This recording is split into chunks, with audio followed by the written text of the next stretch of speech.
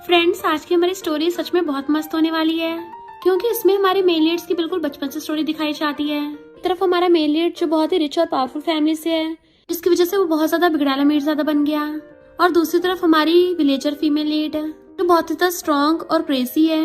But हमारा male lead तो हमारी फीमेल लीड से बहुत नफरत करता है। तो क्या इन दोनों के बीच की दुश्मनी में कभी दोस्ती हो पाएगी, और क्या हमारी विलेजर फीमेल लीड इस बिगड़ैला मीरजादे को सुधार देगी?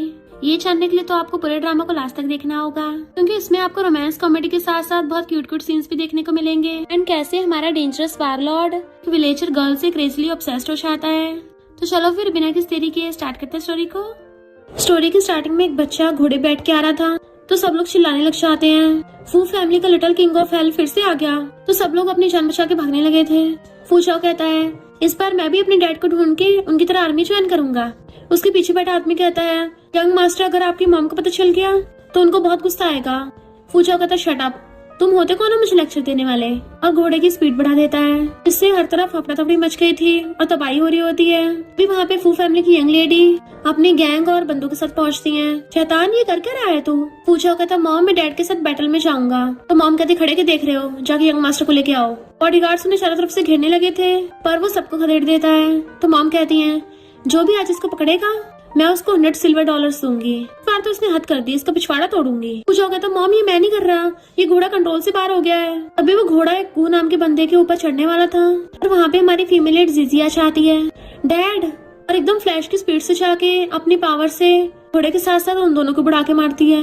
डैड कहते हैं, जीजी तुम ठीक तो हो ना? पर जीजी तो हथियार निकाल के सीधा फू चाओ के पास चलने लगी थी। वो भी डरता पीछे को होता है, ये क्या कर रही हो? तो कहती है, तुमने अपने घोड़े से मेरे डैड को हर्ट किया है, माफी मांगो। फू चाओ कहता, माफी? वो भी मैं?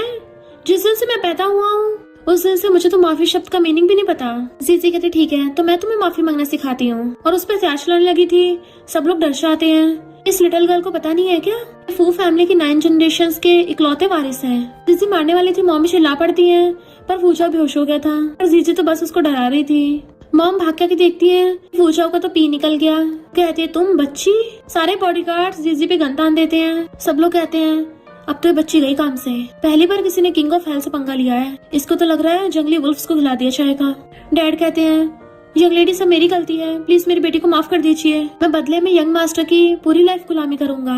जीजी कहते, डैड मैंने खुद किया तो मैं रिस्पॉन्सिबिलिटी लूंगी, और वैसे भी ये मेरी गलती नहीं थी। जबकि डैड उसको चुप करा रहे थे। मॉम के इशारे पे सारे बॉडीगार्ड्स गन हटा देते हैं, तो मॉम पास आती हुई एकदम से जीजी का हाथ पकड़ लेती है। बहुत बढ़िया किया, फाइनली मुझे कोई ऐसा मिला तो मेरे इस लिटिल मॉन्स्टर को कंट्रोल कर सकती है, तुम तो मेरी सेवियर हो। सब लोग हैरान, ये क्या हो गया? मॉम कहती है, अपने बेटे को सुधारने के लिए मैं तुम्हें अपने विला में इनवाइट करती हूँ, ये रही तुम्हारी 1 मंथ की सैलरी। पर डैड उसे लेने नहीं देते। तो मॉम कहती है, मैं अपने बेटे की शैतानी से तंग आ गई हूँ, तो लगता है इसको सुधारने के लिए किसी और को ढूंढना पड़ेगा।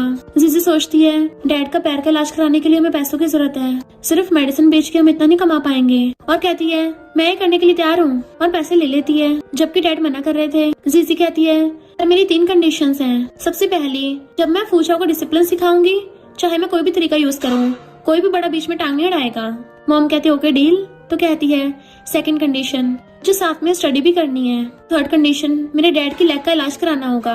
इनफैक्ट मेरे डैड की चोट इतनी भी ज्यादा सीरियस नहीं थी, वो तो तुम्हारे बेटे की वजह से हुई है, और सोचती इनको शक ना हो जाए, डैड की चोट तो पहले से सीरियस थी। मॉम कहती, मैं तो खुद यही सोच रही थी, लिटिल गर्ल तुम कल से हमारे मेंशन में जाना। वो कहती है, ओके। फू चाओ नींद में बड़बड़ा रहा था, वो शी डेविल, अगर दोबारा दिखी ना उसको बहुत मारूंगा। और जैसे उठता है तभी जीजी चाबू लेके खड़ी थी। Good morning young master. उसे देख के डर के मारे कूद पड़ता है, कोई जल्दी आगे इसको भगाओ।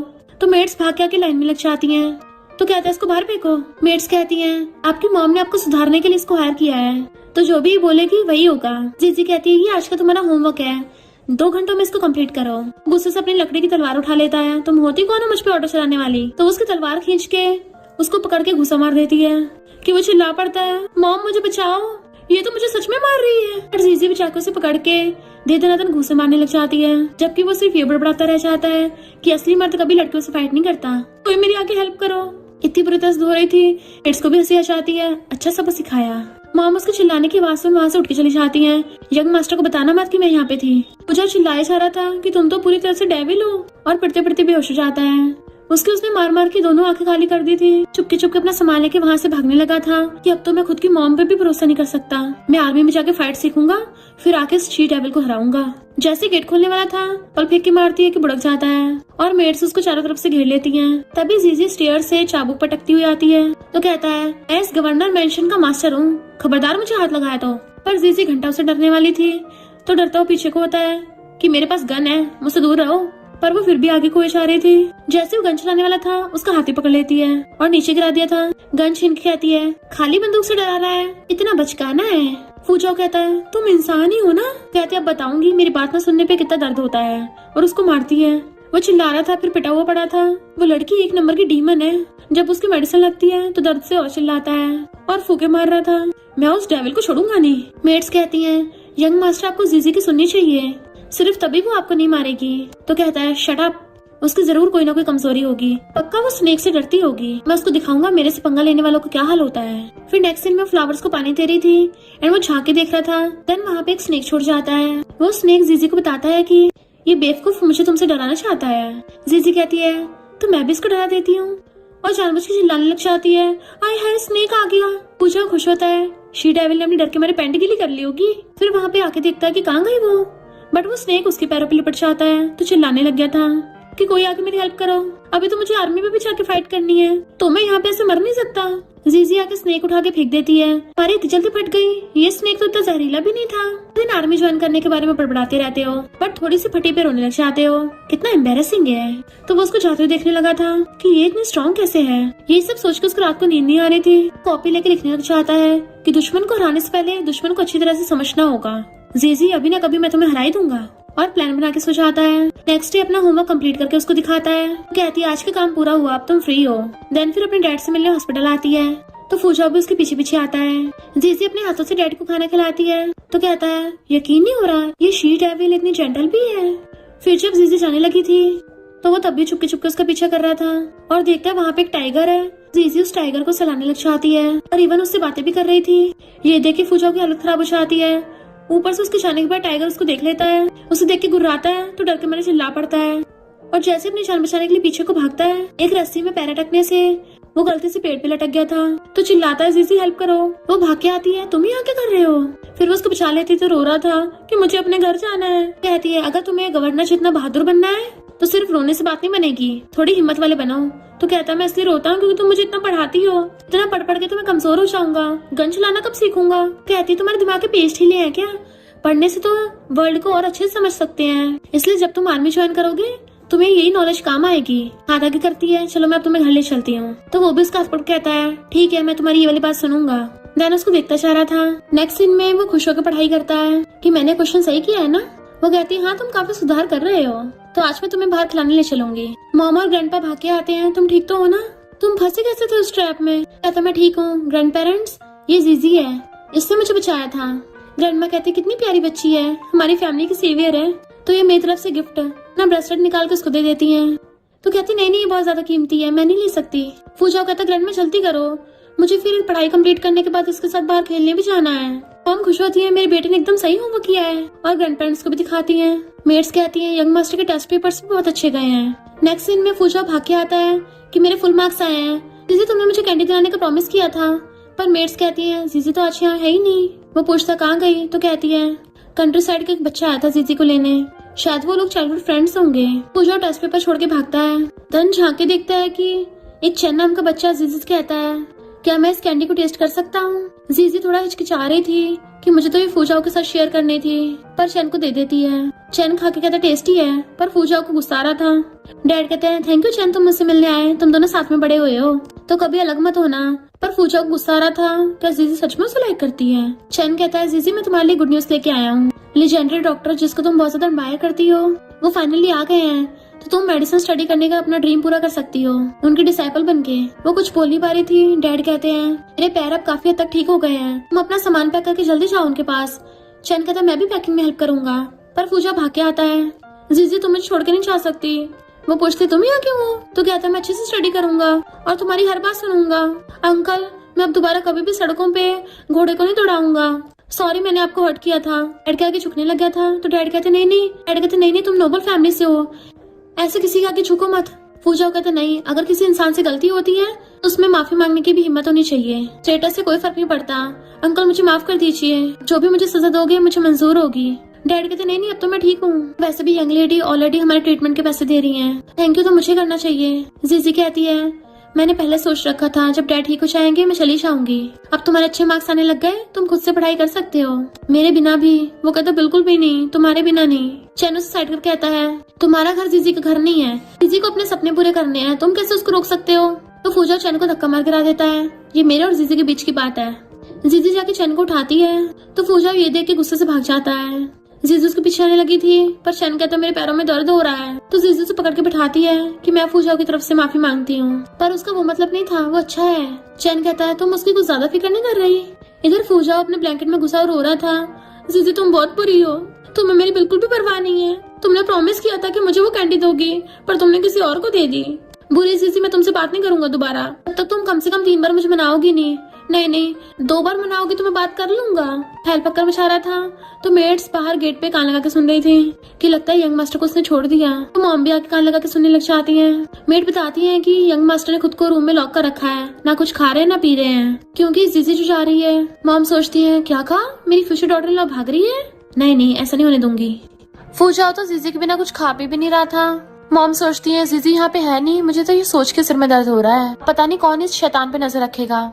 कहीं जीजी हमारी फैमिली को बेकार तो नहीं समझ रही, वरना मैं तो एकदम इन दोनों की एंगेजमेंट करवा देती। ग्रैंडपा कहते हैं क्या पता जीजी को भी एहसास ना हो कि वो तुम्हारी कितनी परवाह करती है।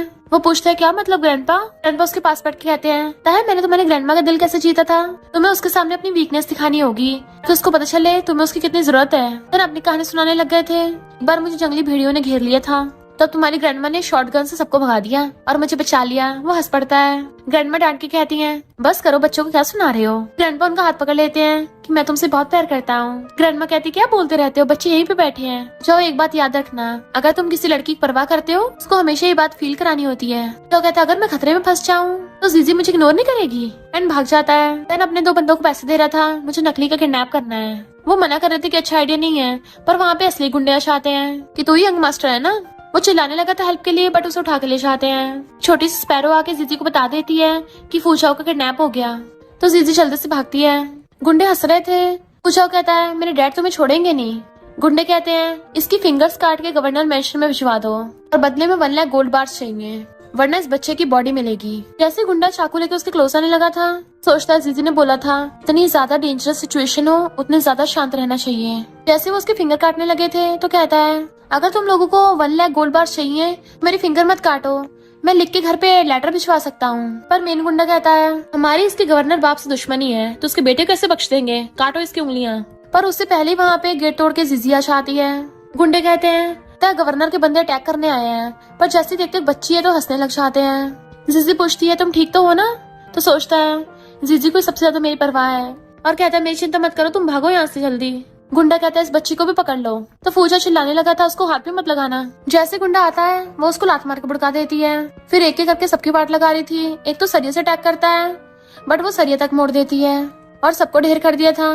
बस मेन गुंडा बचा था जो डरने लग जाता है कि पास मत आना। तो कहती तुम्हारी हिम्मत कैसे फूजाओ को किडनैप करने की। तो वो गुंडा फूजाओ को पकड़ने लगा था पर फूजाओ खुद के जीजी के पास आ जाता है, पर गुंडा गन चला देता है। फूजाओ गिर गया था और वो गुंडा भी निपट गया था। इनफैक्ट गवर्नर ने उसको शूट किया था क्योंकि वो अपनी गैंग लेके जो पहुंच गया था, जो उन गुंडों को घेर लेते हैं। गुंडे जान की भीख मांगने लगे थे और गवर्नर शूट करके उनकी खोपड़ियां उड़ा देता है। किसी सर चकराने से गिरने लगी थी, फूजाओ से पकड़ता है तो वो उसकी रस्सी खोलने लगती है। अब से तुम कहीं मत भागना, पता कितना डेंजरस है। वो कहता जीजी मुझसे गलती हो गई, अब से मैं अच्छा बन के हमेशा तुम्हारी सुनूंगा। इतने मॉम भागती हुई आती है कि तुमने तो मुझे डरा ही दिया था, अच्छा हो तुम दोनों ठीक हो। वर्नर हंसते हुए कहते हैं तुम तो सच में एक मार्शल आर्ट्स जीनियस हो, अगर तुमने मुझे एडवांस में खबर न भिजवाई होती तो मैं अपनी गैंगस्टर लेके यहाँ कैसे पहुँचता। इनफैक्ट जीजी ने एक डॉग के हाथों खबर भिजवाई थी कि गवर्नर को दे आना। गवर्नर कहते हैं तो क्या तुम हमारे साथ आर्मी ज्वाइन करके फाइट करोगी। मॉम कहती क्या बोल रहे हो जीजी, एक लड़की है वो क्यों आर्मी ज्वाइन करेगी। गवर्नर कहते हैं एक हीरो का जन्म और जेंडर कभी मैटर नहीं करता। देखो फूजाओ को, भले लड़का है कितना वीक है, मुझे लगता है फू फैमिली को इस लिटिल गर्ल को एज ए डॉटर अडॉप्ट कर लेना चाहिए तो ये फूजाओ की छोटी बहन बन जाएगी।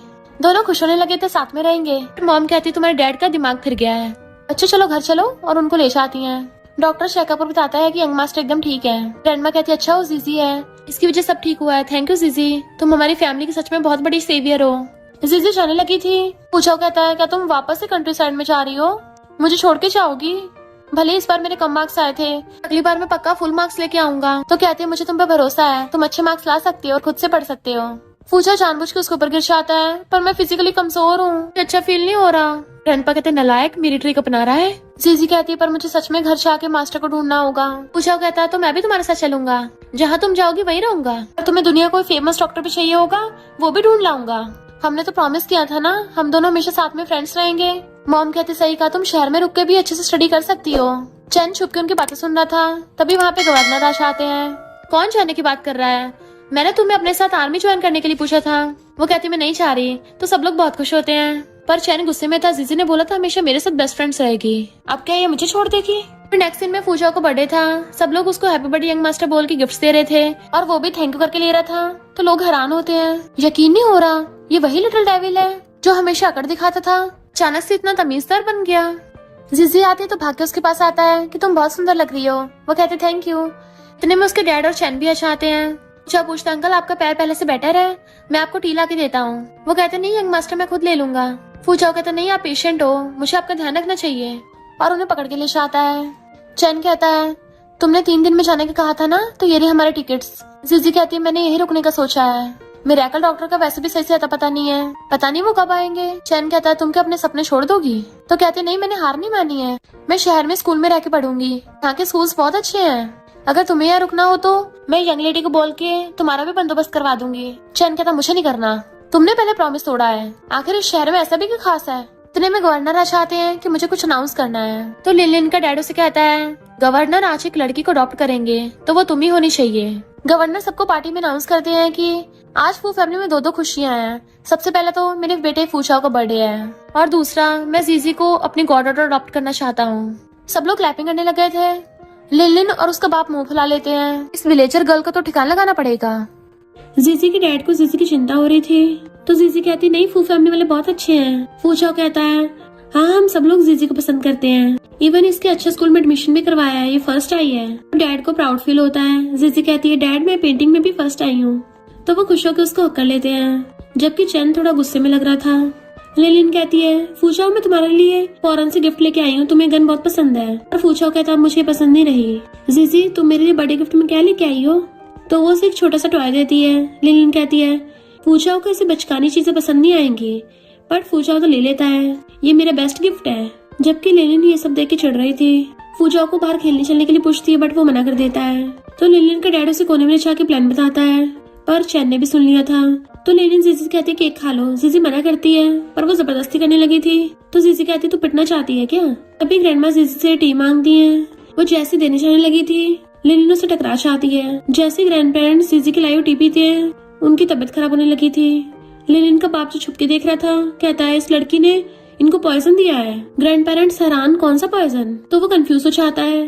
जीजी कहती है जब लेनिन मुझसे टकराई थी तुमने टी में पॉइजन मिला दिया था, मुझे तो उसकी स्मेल से पता चल गया था, इसलिए मैंने टी एक्सचेंज कर दी। फूचा गुस्से में तुम्हारी इतनी हिम्मत, मेरे ग्रैंड पेरेंट्स को हर्ट करना चाहते थे, बहुत बुरे इंसान हो। चैन कहता है ये नमूने तो किसी काम के नहीं है। बॉडीगार्ड्स लिन के डैड को पकड़ के लेके जाने लगे थे, तो वो कहता है इस लिटिल गर्ल की पॉकेट में जहर है। एंड सच में जीजी की पॉकेट में एक मेडिसिन बॉक्स निकलता है।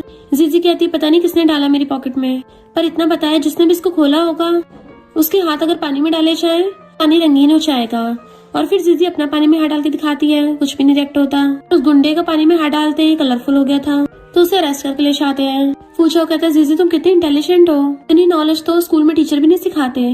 वो कहती है मैं माउंटेन्स पे पड़ी हुई हूँ ना, वहाँ पे मुझे मेडिसिनल हर्ब्स के बारे में सब कुछ पता है वहाँ पे ऐसे मशरूम्स भी हैं जिनको खाते डांस करने लग जाते हैं। फूचाओ कहता है अच्छा मुझे भी वो मशरूम खाने हैं। तो कहती है उसको ऐसे नहीं खाना चाहिए। फूचाओ कहता है हम बड़े होकर साथ में आर्मी ज्वाइन करेंगे। जीजी कहती नहीं मैं बड़ी होकर डॉक्टर बनना चाहती हूँ ताकि दुनिया की सारी बीमारियां ठीक कर सकूं। फूचाओ कहता है ये तो और भी ज्यादा कूल है, मैं भी मेडिसिन स्टडी करूंगा, मैं तुम्हारा डिसाइपल बन जाऊंगा। और फिर केक खा कहता है जीजी तुमने बहुत टेस्टी केक बनाया है। पर तभी उसको सर घूमने लगता है एंड उसकी आइस बंद हो गई थी। सब लोगों को उसकी चिंता होने लगी थी।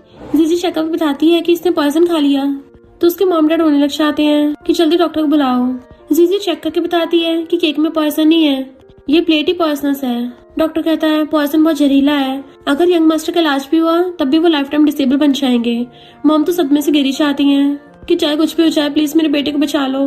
डॉक्टर कहता है जिस फ्लावर से पॉइजन ठीक होता है वो तो सदियों से गायब है। जीजी कहती है मैं उस फ्लावर को ला सकती हूँ और वहाँ से भाग जाती है। देन वो माउंटेन पे उस हर्ब्स को लेने आई थी। जैसे गिरने वाली थी वहाँ चैना चाहता है कि मैं भी तुम्हारी हेल्प करने आया हूँ। एक बर्ड के बताने पे जीजी को वो हर्ब्स मिल जाती हैं। चैनो से फूजाओ के पास जाने से मना कर रहा था। जीजी कहती है तुमने वहाँ पे जहर रखा था ना, पहले तो सिर्फ शक था, अब तो मैं पूरा श्योर हूँ, बताओ फूजाओ को हर्ट क्यों किया। चैन कहता है मैं तो बस उसको सबक सिखा रहा था क्योंकि वो अपनी वारलॉर्ड की पावर से तुम्हें जबरदस्ती अपने पास रख रहा है। जीजी कहती है तुम इतने बुरे इंसान कब से बन गए, अब से हम फ्रेंड्स नहीं है। और वहाँ से भागने लगी थी पर चैन उसे रोकने लगता है कि हम फ्रेंड्स हैं और धक्का मुक्की में चैन से जीजी नीचे गिर जाती है। मॉम डैड रो रहे थे क्योंकि फूजाओ को अभी तक होश नहीं आया होता। तभी एक डॉग वही हब्स लेके आता है। इनफैक्ट जीजी ने उसको भेजा था जिससे फूजाओ ठीक हो जाता है, पर वो उठते ही जीजी के बारे में पूछता है तो मॉम कहती है वो एक लेटर छोड़ के गई है। फूजाओ मेरी मेडिकल स्किल्स इतनी भी अच्छी नहीं है बट मुझे एक अच्छी डॉक्टर बनना है और चाहती हूँ कि तुम भी एक सुपर हीरो बनो, फ्यूचर में हम जरूर मिलेंगे। तो वो रो रहा था जीजी मुझे छोड़ के क्यों गई। मॉम छुपाती है जीजी बहुत टैलेंटेड है, उसको यहाँ बंद रखना सही नहीं था, अगर तुम्हें उससे मिलना है तो तुम्हें भी उसकी तरह बहुत मेहनत करनी होगी। फिर हम कुछ साल बाद का सीन देखते हैं। फूजाओ अब वो पहले वाला बच्चा नहीं रह गया था, शहर का वारलॉर्ड बन के वापस आता है तो मेंशन में सब उसका वेलकम करते हैं। गवर्नर कहते हैं तुझ पे बहुत प्राउड है, तूने 10 बैटल्स एक साथ जीती हैं। मॉम कहती है मेरा बेटा कितना पतला हो गया है, क्या तुम सही से खाना नहीं खा रहे। ग्रैंड पेरेंट्स कहते हैं हमने तुम्हें बहुत मिस किया, कब तक यहाँ रहोगे। मिस्टर फूजाओ कहता है इस बार मेरी 1 मंथ की छुट्टी है, अब मैं फाइनली जीजी से मिलने चाहूंगा और उसको आप सबसे मिलवाऊंगा। मॉम कहती हाँ हमने भी शादी के लिए सारे गिफ्ट्स प्रिपेयर कर रखे हैं। तो वो अपनी मॉम को हक कर लेता है। उसके जाते ग्रैंड पेरेंट्स कहते हैं बट अगर जीजी ने मिस्टर फूजाओ को एक्सेप्ट नहीं किया तो। मॉम कहती है फिर मैं अपने बेटे को उसके ससुराल जीजी के घर भेज दूंगी क्योंकि मुझे तो जल्दी से ग्रैंड चाइल्ड चाहिए। मिस्टर फूजाओ अपने राइट हैंड के साथ हॉर्स राइडिंग करता हुआ जीजी के विलेज पहुंचता है।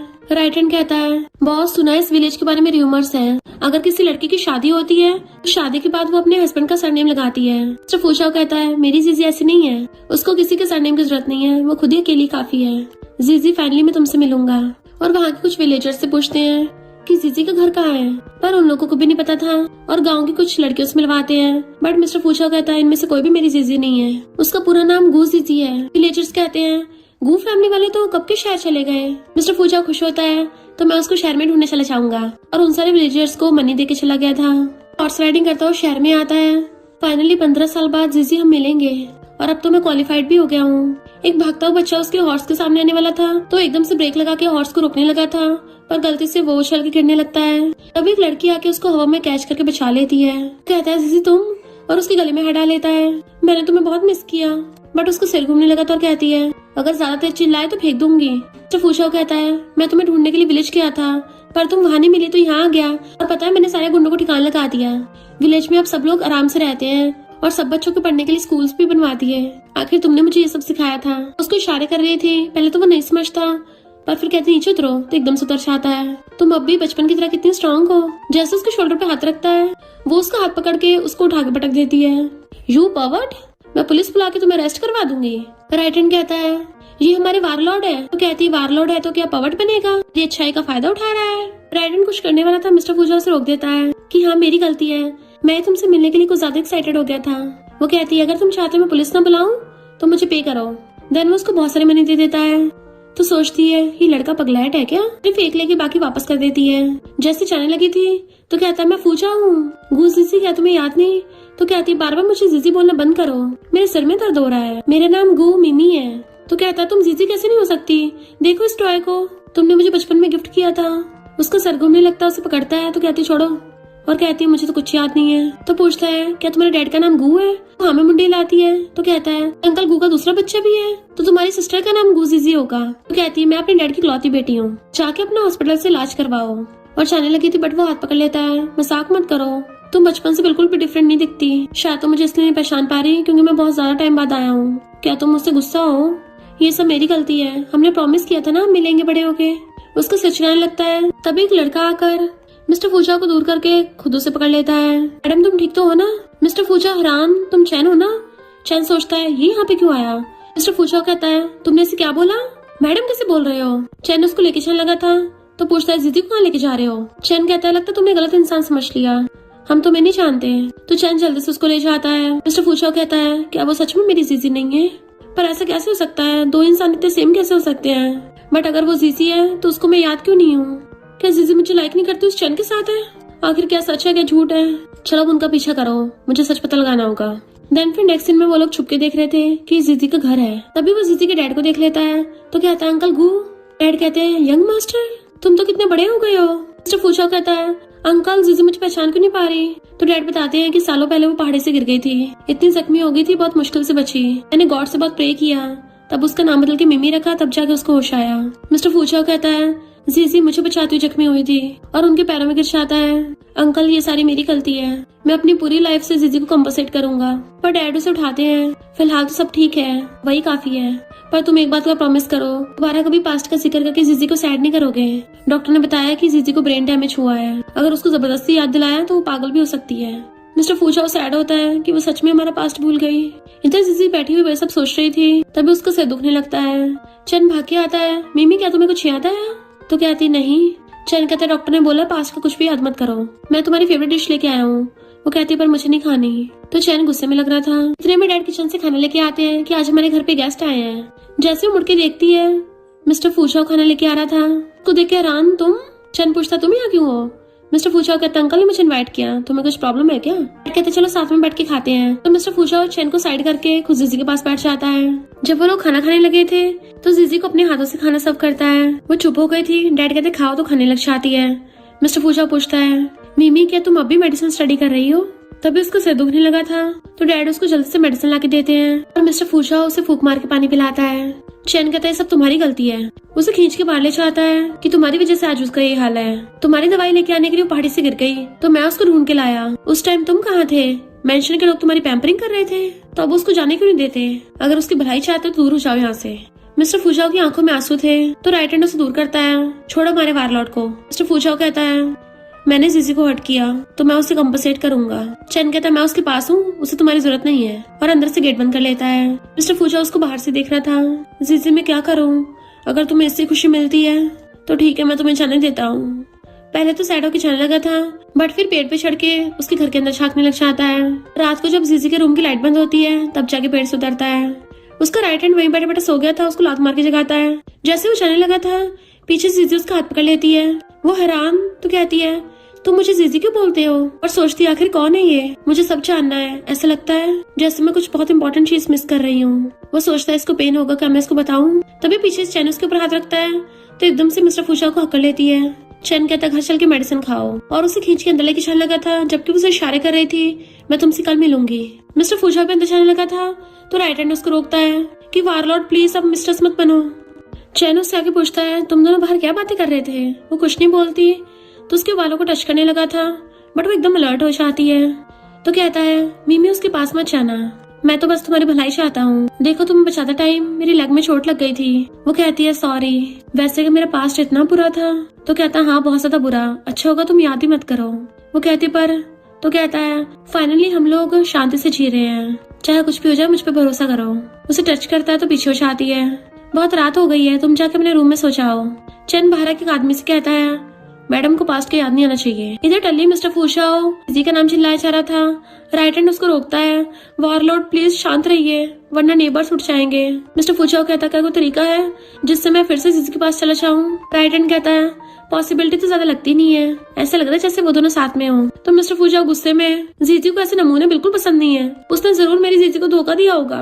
राइट हैंड कहता है वारलॉर्ड मुझे भी ऐसा लगता है। मिस्टर फूचाओ बच्चों की तरह रोने लग जाता है ये सारी मेरी गलती है, हमने एग्रीमेंट किया था पर जीजी मुझे अब मिली तो ये तो बहुत नेचुरल है ना, इसलिए वो मुझे चाहती नहीं है, वो तो मेरे लिए पहाड़ी पे से तक कूद गई थी। राइट हैंड को पकड़ के उठा लेता है मैं प्रॉमिस करता हूँ मैं पूरी लाइफ जीजी को मनाऊंगा, समझे तुम? और उसके ऊपर ढहने लगता है मेरी जीजी। राइट हैंड उसको पकड़ रहा था वारलॉर्ड के सच में मेल मिस्ट्रेस बनेंगे? ऐसे कुछ अमनीशिया के लोग भी ठीक हो जाते हैं, क्या पता उसको भी आता चाहे कि आप कौन हो।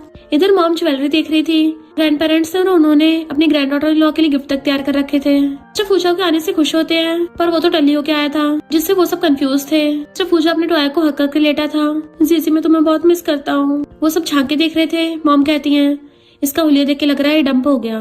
ग्रैंड माँ कहती है बेचारी मेरी grand daughter in law, grandpa कहते हैं लगता है इसने अभी भी लड़के पटाना नहीं सीखा है, इसमें बिल्कुल भी मेरे जीन्स नहीं गए। मॉम कहती है लगता है मुझे जल्दी ग्रेट ग्रैंड चिल्ड्रन नहीं मिलेंगे। ग्रैंडमा कहती है पता नहीं कौन सी वो लकी फैमिली होगी जहाँ पे जीजी की शादी होगी।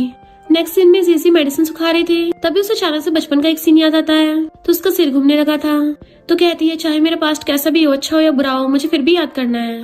उस लड़के को पक्का मेरा पास्ट पता होगा और उसे ढूंढने जाने लगी थी। तभी चैन आता है कहाँ जा रही हो, तो सोचती लगता है चैन फूचाओ को लाइक नहीं करता तो उसको बताना ठीक नहीं होगा और कहती है कुछ सामान खरीदने जा रही हूँ। चैन को पता चल जाता है कि मुझसे झूठ बोल रही है और कहता है पहले मेडिसिन तो खा लो। मेडिसिन खा के आती है डैड को बताना मैं शाम को आऊंगी, बट उसका सिर दुखने लग जाता है। तो पूछता तुम कहाँ जा रही थी, वो कहती है पता नहीं। चैन उसको अंदर भेज देता है। फिर वो बैठी देखती बारिश हो रही है, बाहर से मेडिसिन लेने चाहती है पर चैन रोक देता है कि मेडिसिन पहले ही ले आया हूँ। वो कहती है पर मुझे बाहर जाना है, तो कहता तुम बाहर मत जाओ और पैर दुखने का नाटक करने लगता है। वो हेल्प करने लगी थी तो उसका हाथ पकड़ कहता है डैड चाहते जल्दी ग्रैंड चिल्ड्रन हो जाए मेरे, तो एकदम से हाथ छुड़ा लेती है। थैंक यू तुमने मेरी जान बचाई, पर मैं वो सब नहीं कर सकती, सिर्फ डैड की वजह से तुम्हारे साथ फेक मैरिज का नाटक किया और मैं तुम्हें काफी टाइम से रिपे कर चुकी हूँ। अंदर चली जाती है। चैन गुस्से में था ये सब उस मिस्टर फू की वजह से हुआ है। फिर नेक्स्ट डे जब वो जा रही थी बर्ड से बात करने लगती है पर वो भी उड़ जाती है। डॉग से बात करने लगती है पर वो भी भाग जाता है उसको देख के। तो कहती पता नहीं क्या हुआ, जब से मेरी याददाश्त गई है तब से मेरे डैड के अलावा कोई मुझसे बात नहीं करता, सब मुझसे भागते हैं। देन मिस्टर फूचा के बारे में सोचने लगी थी कि वो कहाँ मिलेगा। रास्ते में कुछ लोग एक बैगर को बुली कर रहे थे तो उसकी हेल्प करके उसको बचा लेती है कि अच्छा हो मैंने यहाँ पे मेडिसिन स्टडी नहीं की। वो बैगर कहता है तुम मेडिसिन स्टडी करनी है, मुझे मेडिसिन के बारे में नॉलेज है। और उसको चेकअप कर कहता है कि मैं तुम्हारा हेडेक ठीक कर सकता हूँ जिससे तुम्हारी मेमोरी वापस आ जाएगी। देन उसको लेक्चर देने लगा था कि मैं तुम्हें अपनी डिसाइपल बनाऊंगा और तुम एक महान डॉक्टर बनोगी। पर जीजी को शक हो रहा था तुम सच में इतने पावरफुल हो। तो कहता है क्या तुमने कभी किसी लेजेंडरी डॉक्टर के बारे में सुना है। तो कहती है मेरी मेमोरी गई हुई है तो मुझे सही से याद नहीं है। सीरियस बैकर कहता है तुम तो बहुत ज्यादा स्ट्रांग हो, इवन पहाड़ी पे से गिर के भी तुम्हारी याददाश्त नहीं जा सकती। अच्छा हुआ तुम मुझे मिल गई, अगर एक साल भी और लेट हो जाता तुम तो जोकर बन जाती। वो कहती क्या, और उसको टीसअप करने लग जाती है। मास्टर प्लीज मुझे अपने डिसाइपल बना लो। इनफैक्ट ये कोई बैगर नहीं बल्कि एक मिस्टीरियस लेजेंडरी डिवाइन डॉक्टर है और जीजी का एक्यूपंक्चर से इलाज करते हैं। तो कहती है उस टाइम मैं पहाड़ी से गिरी नहीं थी, किसी ने मुझे धक्का मारा था, पर आगे का कुछ याद नहीं आ रहा। मास्टर मुझे आगे का भी याद दिलाओ। मास्टर कहते हैं हम एक साथ इतना एक्यूपंक्चर नहीं कर सकते, पूरी तरह से ठीक होने में 5 दिन लगेंगे, आजकल इतना काफी है। तो वो जाती सोच रही थी आखिर कौन मुझे हर्ट करना चाहता है, अगर पता चला ना उसकी बैंड बचा दूंगी। तभी कुछ गर्ल्स भाग के जा रही थी कि रात से पहले जल्दी घर पहुंचाना, सुना है बहुत लड़कियां अचानक से गायब हो रही हैं। तो कहती है ये सब बस र्यूमर्स हैं। इतने में डैड और चैन भी चाहते हैं। चैन जैसे उसको टच करने वाला था वो पहले अपने डैड को पकड़ लेती है कि मुझे बहुत भूख लगी है, उनके साथ चली जाती है। चैन घर पे आके उसको मेडिसिन खाने को देने लगा था तो कहती है ये मेडिसिन इतनी ज्यादा क्यों बढ़ा दी। तो कहता है जितनी ज्यादा खाओगी उतनी जल्दी ठीक होगी। वो उस टाइम तो खा लेती है पर चैन के जाने के बाद मेडिसिन बाहर निकाल देती है कि मास्टर ने तो बोला था ये मेडिसिन खाने से मैं पागल हो रही हूँ, कहीं मुझे जो हर्ट करना चाहता है वो चैन तो नहीं है। इधर हम चैन का दूसरा रूप देखते हैं। इनफैक्ट वही लड़कियों को किडनैप करवाता है ताकि उनको बेच के मोटा पैसा छाप सके। तो उसका बंदा कहता है वो फैमिली का वारलॉर्ड अब वापस आ गया है तो शायद हम और माल का बंदोबस्त नहीं कर पाएंगे। चैन कहता है उसको तो बाद में देखूंगा, पहले जीजी को अपना बनाना है। तो उसका बंदा उसे एक नशा दे देता है, इसके असर से आज तक नहीं कोई बच पाया। जीजी एक्यूपंक्चर की प्रैक्टिस कर रही थी। डैड कहते हैं चैन ने तुम्हें बड़े पार्टी पे बुलाया है। वो कहते डैड आप भी चलना। तो डैड कहते हैं मैं तुम दोनों के अफेयर में नहीं पढ़ूंगा। तो कहती क्या मतलब। डैड कहते हैं लगता है वो तुम्हें कोई सरप्राइज देगा। तो कहती है पर मैं तो उसको बस अपना ब्रदर मानती हूँ, मुझे उसके लिए कोई फीलिंग्स नहीं है। और उसके साथ फेक मैरिज का नाटक भी इसलिए किया क्योंकि उसके डैड उसको बुली करते थे। डैड कहते हैं हाँ बचपन में उसके साथ अच्छा नहीं हुआ था, पर जैसे जैसे वो बड़ा होता गया वो बदलता गया। अगर उसके पैर में चोट न लगी होती ना तो उसको देख के लगता वो पहले वाला चैन रहा ही नहीं। वो पूछती क्या मतलब। डैड कहते कुछ नहीं, तुम दोनों साथ में सही हो। वो पूछ रही थी कि डैड बताओ ना, पर डैड सोने का बहाना मार के चले जाते हैं। इधर मिस्टर फूशाओ राइट हैंड को बोल रहा था कि जल्दी उन गुंडों के ठिकाने का पता लगाओ। वैसे आज जीजी का बर्थडे है तो उसकी फेवरेट कैंडी बाय करके सीक्रेटली उसके गेट पे रख देना। तभी लड़कियां कहती है हेलो वारलॉर्ड। वो पूछता तुम कौन। तो कहती है मेरा नाम सू है, तुमने मुझे पिछली बार बचाया था, शायद ही किस्मत ही है जो हम दोबारा मिल गए। राइट हैंड कहता बहुत सब याद आया, ये सू फैमिली की बेटी है जिसके पीछे लड़कों की लाइन लगी है। बट मिस्टर फूचा उसको इग्नोर कर देता है। तो सोचती है ये बहुत रिच फैमिली से है, अगर मैंने इसको बटा लिया तो मेरी फैमिली भी सेट हो जाएगी। और उसको बुलाने लगी थी पर राइट हैंड बीच में आ रहा था। इतने वहाँ पे कैंडी बेचने वाला आता है। मिस्टर फूजाओ कैंडी देके इमोशनल होने लगा था। जीजी ने मुझसे बोला था वो मेरे लिए कैंडी बाय करेगी। राइट हैंड उस बंदे को पकड़ के पैसे दे देता है कि यहाँ पे कैंडी मत बेचो। बट वो बंदा मिस्टर फूजाओ के हाथ में कैंडी पकड़ा गया था। राइट हैंड वास्लाई करे नहीं, बेचारा जख्मी शेर। और जब वो खाना खाने चाहता है तभी कुछ लोगों को बातें करते सुन लेता है कि एरन को नशा देना है। तो सोचता है ये तो वही हिरनी है जिसने शेर को जख्मी किया है, और मिस्टर फूचाओ को जाकर बताता है कि कोई जीजी को हर्ट करना चाहता है। जैसे मिस्टर फूचाओ गुस्से से अंदर चाहता है उस पे नशे का असर होने लगा था। तो कहता है बहुत हॉट फील हो रहा है। जीजी को वो लोग अंदर भेज देते हैं, तुम्हारा हस्बैंड वेट कर रहा है। तो अंदर आके कहती है इतनी हिम्मत, कोई मुझे नशा दे रहा था। इससे पहले वो गेट तोड़ती तभी मिस्टर फूचाओ आके उसको किस करने लग जाता है। वो उसे दूर करती है, कौन हो तुम? तो कहता है फूचाओ जीजी तुम मुझे भूल कैसे सकती हो? क्या मैं यूजलेस हूँ इसलिए? पर तुमने अपना प्रॉमिस पूरा नहीं किया, तुम मुझे उस नमूने चैन के लिए छोड़ के आ गई। वो सोचते फूचाओ नाम तो पहले भी सुना है, पर वो उसे एकदम से किस करने लग जाता है। तो दूर करके उसको थप्पड़ मारने वाली थी तो हाथ पकड़ लेता है। तुम्हें मुझे मारना बहुत पसंद है ना?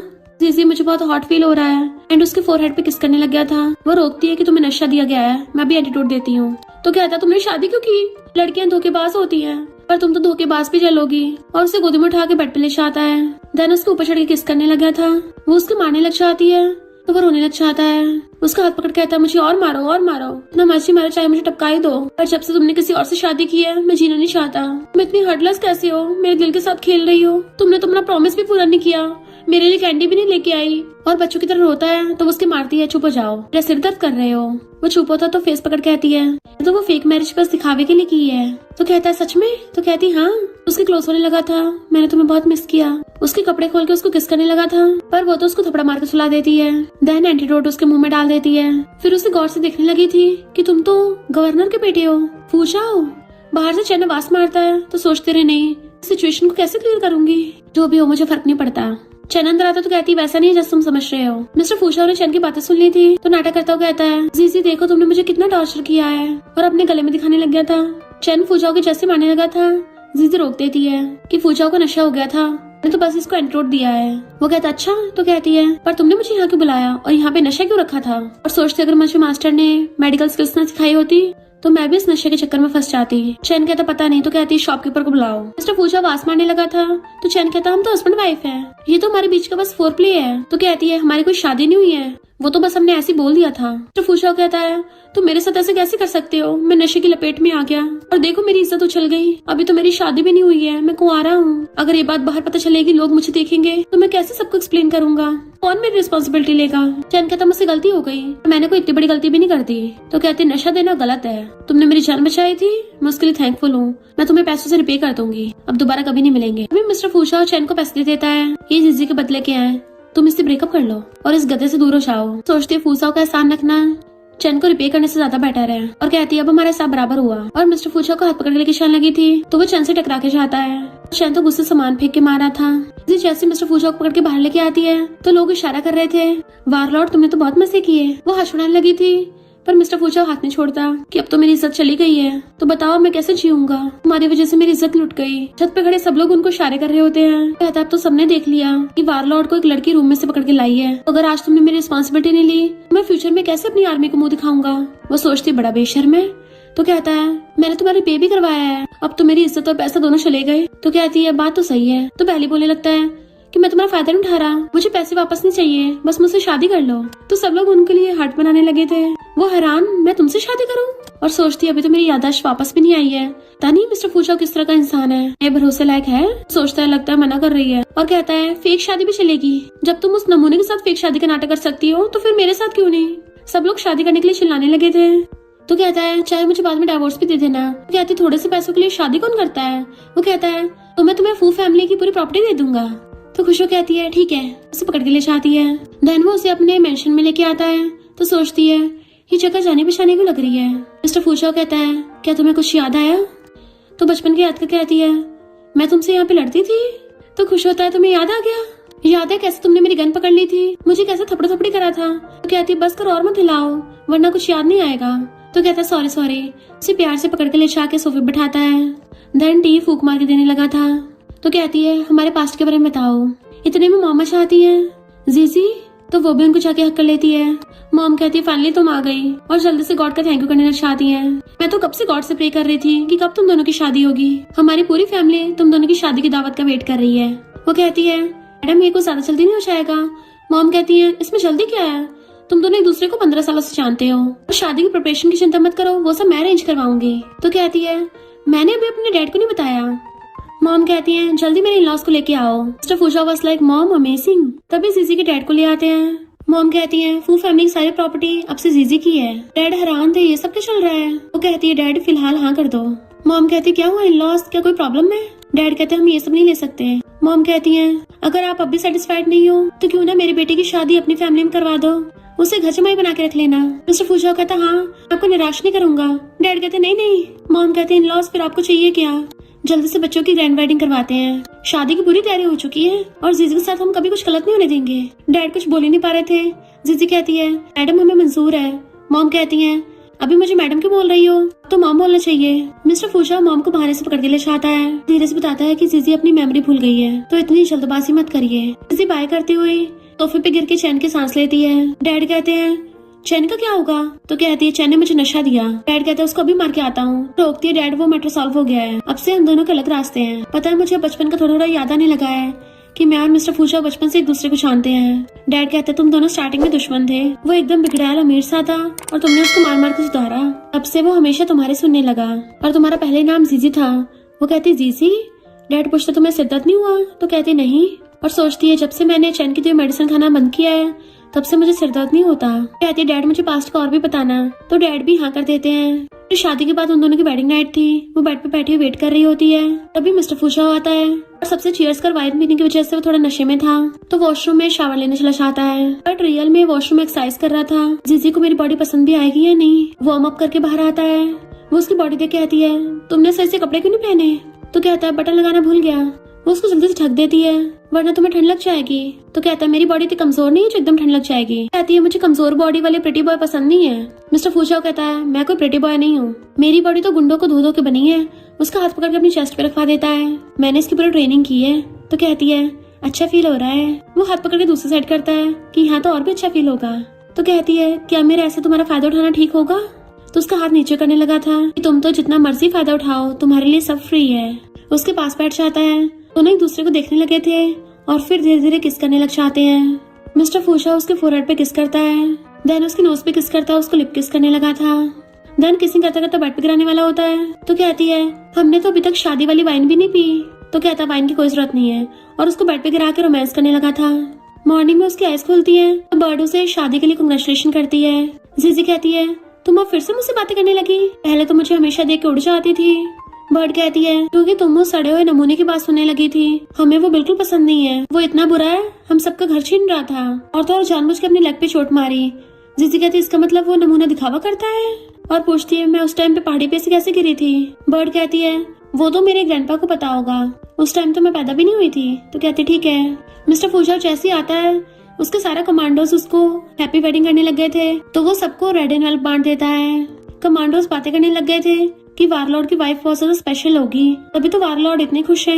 सूये सुन के हैरान थी, वारलॉर्ड की शादी हो गई, और भाग के नचाने लगती है कि तुमने मुझे धोखा क्यों दिया। मिस्टर फूशा कहता है कौन हो तुम। तो कहती है मैं वही वाली सू हूँ, तुमने मेरी जान बचाई थी तो मैं रिपे करने आई हूँ। वो कहता है मैंने कितनों की जान बचाई है, तो क्या सब लोग मुझे रिपे करने आएंगे। तो जानबूझ के अपने कपड़े निकालने लगती है कि तुम्हें मेरी रिस्पॉन्सिबिलिटी लेनी होगी। मिस्टर फूशा आवाज मार के राइट हैंड को बुलाता है, इसको बाहर फेंको। राइट हैंड उसको लेके चलने लगा था, तो कहती है मेरे पीछे लड़कों की लाइन लगी है तभी तुम्हें चूज कर रही हूँ। मिस्टर फूशा कहता है कोई मेरी जीजी की बराबरी नहीं कर सकता। तो कहती है तुम्हें तुम्हारी फैमिली ने शादी के लिए फोर्स किया होगा, बिजनेस मैरिज को समझती हूँ, ये बात नहीं अगर मैं तुम्हारी प्राइमरी वाइफ ना भी बन पाऊँ तो तुम्हारी मिस्ट्रेस बन जाऊंगी। मिस्टर फूशा गुस्से से उठ के कहता है बकवास बंद करो। राइट हैंड तुम खड़े के देख रहे हो, इसको बाहर फेंको। तुम क्या चाहते हो मेरी वाइफ आके देखे। राइट हैंड उसे पकड़ने लगा था तो उसके काट के आके मिस्टर फूशा को हक्कर लेती है। उसी टाइम पे जीजी मिस्टर फूशा के ऑफिस में आने लगी थी। देन मॉर्निंग को याद करती है जब वो सो रही थी, वो उसके साथ लेटा हुआ उसके फेस पे फूके मार रहा था एंड उसके बाल से उसको छेड़ने लगता है। तो वो उठ जाती है, मुझे और परेशान किया ना तो बहुत धोऊंगी। तो कहता है क्या करूँ मैं इतना खुश हूँ, आखिर तुम मेरी वाइफ हो।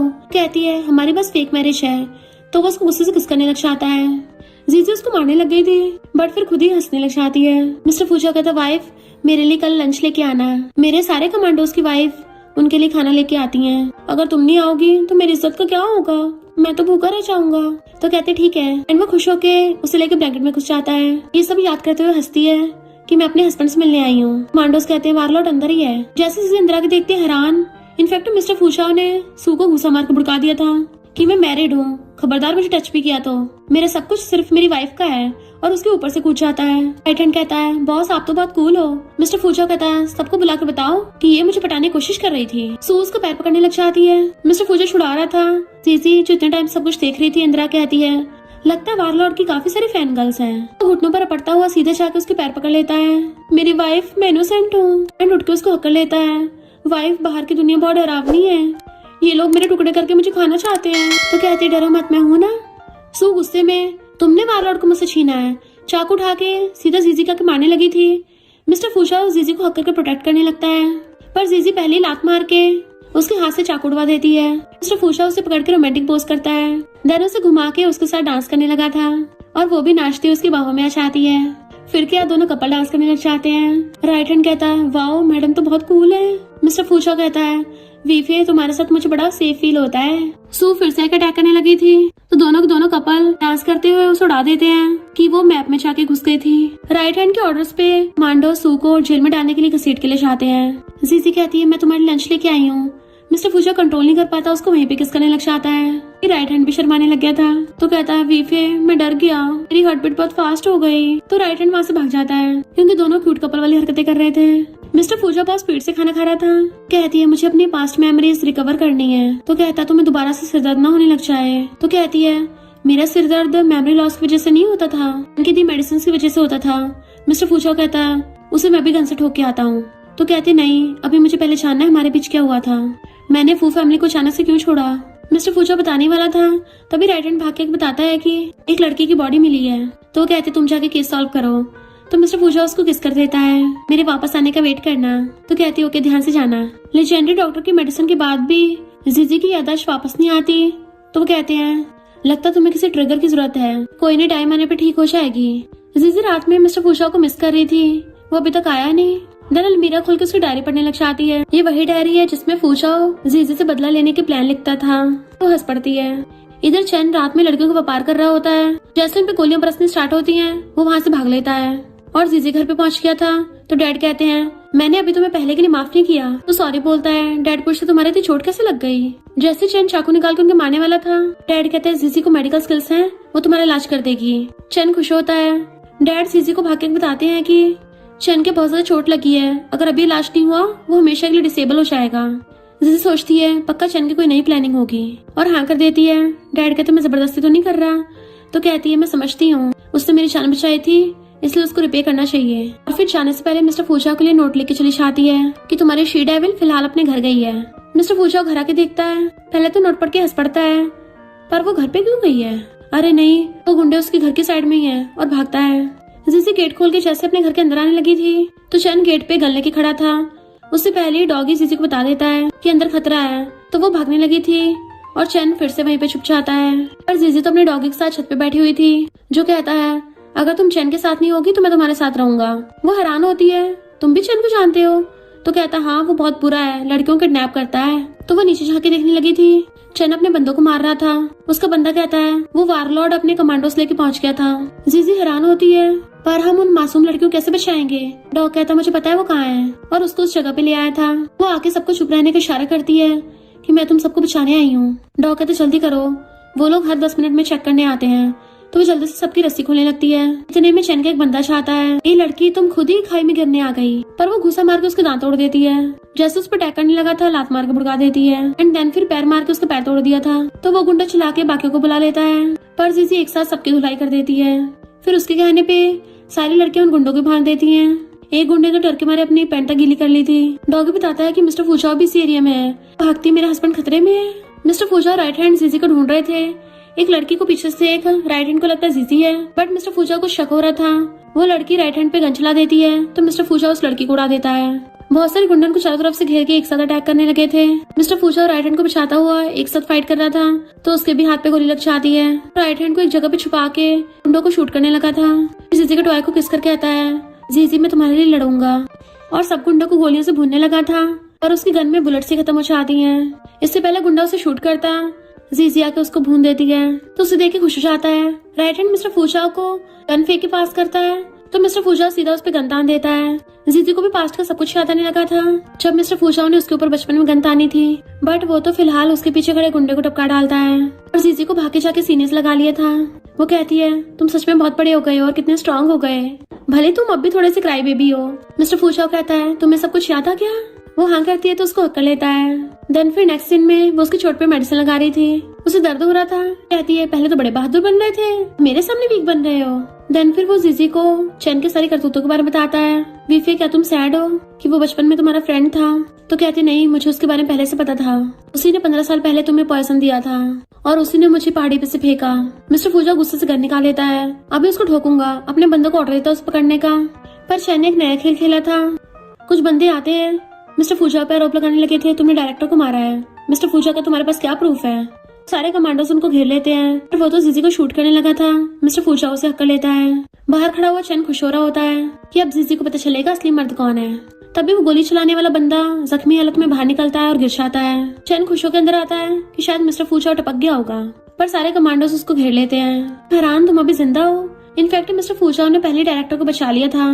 जीजी कहती है, अब तेरा सारा पर्दाफाश हो गया है और मुझे भी सब कुछ याद आ गया। पर चैन जोर जोर से हंसने लग जाता है कि दुश्मन अटैक करने आती होंगे। इनफैक्ट उसने दुश्मनों से हाथ मिला लिया था, पर हमारा वारलॉर्ड मिस्टर फूजाओ कौन सा काम है? उसने पहले से अपने कमांडोज भेज के दुश्मनों को पकड़ लिया था। चैन तो पागल हो जाता है और जीजी को जैसी गोली मारने लगा था, मिस्टर फूजाओ उसकी टकली पे गोली मार के उसको सीधा ऊपर का टिकट काट देता है एंड जीजी उसको हक कर लेती है।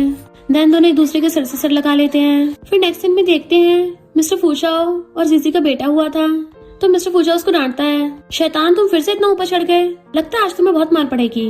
वो कहता है, डैडी मुझे पकड़ के दिखाओ। मिस्टर फूजाओ कहता है, तुम्हारी मम्मी आती होगी, वो तुम्हें मेरी तरह आसानी से बख्शने नहीं वाली। तो बाबा कहता है, नहीं नहीं डैडी, मम्मी को मत बताना। मिस्टर फूजाओ से गोदी में उठा लेता है। फिर प्रॉमिस करो तुम बिल्कुल भी खाने में नखरे नहीं दिखाओगे, वेजिटेबल्स खाओगे। बाबा कहता है, डैडी पर आप बहुत खराब खाना बनाते हो। मिस्टर फूजाओ कहता है, बकवास बंद कर, तेरी मम्मी को तो बहुत टेस्टी लगता है। जीजी अपनी डॉक्टर की जॉब करके घर आई होती है और काफी थक जाती है क्योंकि बहुत सारे पेशेंट्स थे। मिस्टर फूजाओ कहता है, वाइफ मैं तुम्हें रेस्ट करवाता हूँ, एंड उसे किस करने लग जाता है। वो भी उसको पहले तो किस कर रही थी, पर फिर कहती है, तुमने तो कहा था पहले रेस्ट करना है। मिस्टर फूजाओ से गोदी में उठा के कहता है, मैं जितना तुम्हें सर्व करूंगा उतनी ही जल्दी तुम्हारी थकावट दूर होगी। एंड उसे गोदी में उठा के किस करने लगा था। इससे पहले रोमांस करता तो कहती है, वेट, अभी तो मैंने हमारे बेटे का होमवर्क भी चेक नहीं किया। तो कहता, वीफे बच्चों का होमवर्क ही तो है, एक दिन ना चेक करने से कुछ नहीं होगा।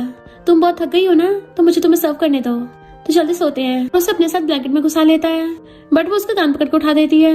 जल्दी मुझे होमवर्क दिखाओ। वो नोटबुक दिखाता तो कहती है, नालायक बाओ बाओ, कुल तुम पे गया है, उसके कितने कम मार्क्स आए हैं। मिस्टर फूजाओ कहता, वीफे मेरी गलती नहीं है, वो नालायक बहुत बिगड़ गया है, क्यों ना हम क्यूट सी बेटी कर ले। उसको किस करने वाला था, बट वो उसकी चोंच पकड़ लेती है। सबसे पहले जाके अपने बेटे के साथ पढ़ाई करो, अगर उसके दोबारा 0 आया ना, तुम दोनों घर से बाहर फेंक दूंगी। तो कहता, वीफे मैं बचपन का पढ़ा हुआ सब कुछ भूल गया। उसको थपड़ा मारती है, वो आंखें बंद करता तो पूछती क्या हुआ, बट वो तो उसे लेके ब्लैंकेट में घुस जाता है और रोमांस करने लगा था। लो वीफे तुम्हारी तरह स्ट्रॉन्ग बेटी कर लेते हैं। और इसी के साथ इस स्टोरी का एंड हो जाता है। अगर आपको ये स्टोरी पसंद आई हो तो लाइक, शेयर और कमेंट करते जाना। तो बस थोड़ा सा इंतजार करना, फिर मिलेंगे न्यू स्टोरी में।